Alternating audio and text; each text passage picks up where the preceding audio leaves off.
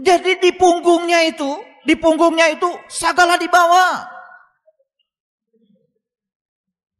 Ternyata ayat ini mengajarkan kepada kita, kalau hidupmu ingin sederhana, sesederhana Allah. Jika kamu ingin hidupnya sederhana, sesederhana Allah. Allah itu Tuhan yang maha sederhana. Karena kesederhanaan itulah Allah menjadi maha segalanya. Jadi ternyata orang yang memikul di pundaknya itu, di punggungnya hal-hal yang berat, itu karena awalnya dia tidak mau menghadirkan Allah ke dalam dirinya. Begitu Allah tidak dihadirkan, semua itu menjadi rumit. Oke? Tapi begitu dihadirkan Allah, semuanya menjadi terang benderang dan sederhana. Hidup kita menjadi enteng. Kita terbang ke langit yang tinggi. Bisa melihat semua dengan mata kita yang tajam. Itulah subhanallah. Lalu Allah mengatakan, ingatlah, amat buruk apa yang mereka pikul itu. Ini bukan urusan nanti di sana.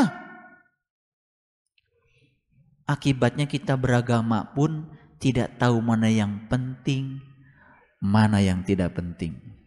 Tileletik tos diajar wudu, bacaan solat, mahrojnya diomean sadayana. Tapi tidak tahu siapa yang saya sembah. Itu namanya kita sedang meletakkan yang tidak penting di atas hal yang penting. Para nabi, para rasul yang dia cari, siapa yang mau saya sembah. Setelah tahu yang disembah, baru dengan cara apa saya mau menyembah. Lalu muncullah ibadah-ibadah syariat. Syariat itu munculnya kemudian setelah ma'rifat. Makanya Nabi mengatakan awaluddin ma'rifat. Awalnya agama ma'rifat.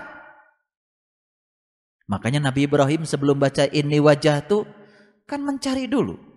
Ketemu bintang dulu, ketemu bulan dulu, baru ketemu matahari.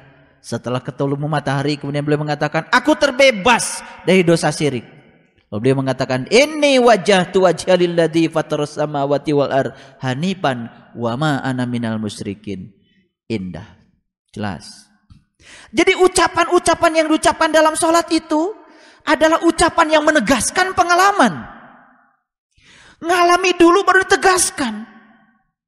Makanya Nabi Ibrahim kan diberi tanda-tanda oleh Allah tidak dari bumi dulu. Tanda-tanda itu diberikan di langit dulu, baru di buminya.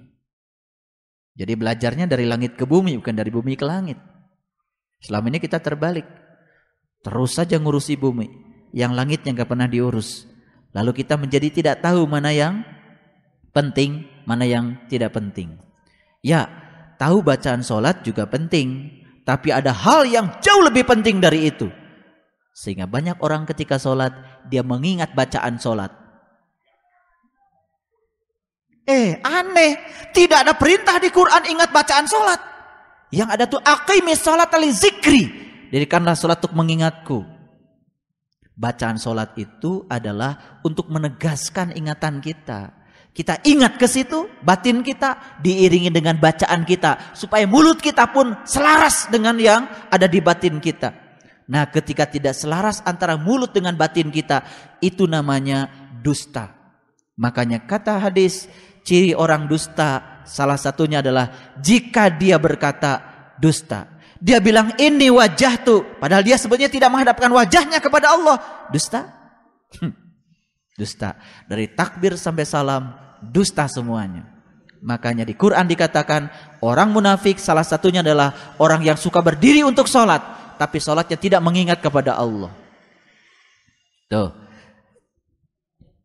Nah, supaya sholatnya aman, kemudian dipakailah kata mudah-mudahan.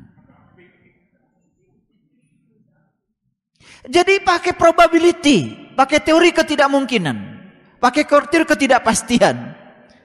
Padahal sebetulnya pastikan dari sekarang. Kalau sholat kita diterima atau tidak, lihat dampak dari sholatnya. Pastikan oleh kita sekarang bahwa haji dan umroh kita mabrur dan mabrurah. Pastikan cirinya ada. Pastikan dari sekarang bahwa kita adalah orang yang beriman. Ciri orang yang beriman, sholatnya khusyuk dan lain-lain. Pastikan oleh kita sekarang bahwa kita adalah orang yang bertakwa. Apa itu orang yang bertakwa? Jelas prosedurnya. Pastikan oleh kita bahwa hari ini kita sebagai orang-orang yang ikhlas. Kalau orang yang ikhlas setiap saat pasti bahagia. Semua penderitaan hidup kita berawal dari ketidakikhlasan kita. Ayo yang masih menderita, jelas bahwa dia belum ikhlas.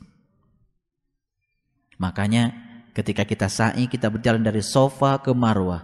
Sofa artinya ikhlas, marwah artinya bahagia. Setiap yang ikhlas pasti bahagia. Oke, ngerti sampai sini? Subhanallah. Jadi ingatlah amat buruk apa yang mereka pikul. Jadi di punggungnya begitu banyak beban. Siapa yang mengumpulkannya? Dirinya sendiri. Tidur saja masih bawa beban. Rekumah bisa sarena karena masih bawa beban. Subhanallah. Ngaji masih bawa beban. Makanya Allah katakan di ayat yang ke-32, lihat dulu, 32.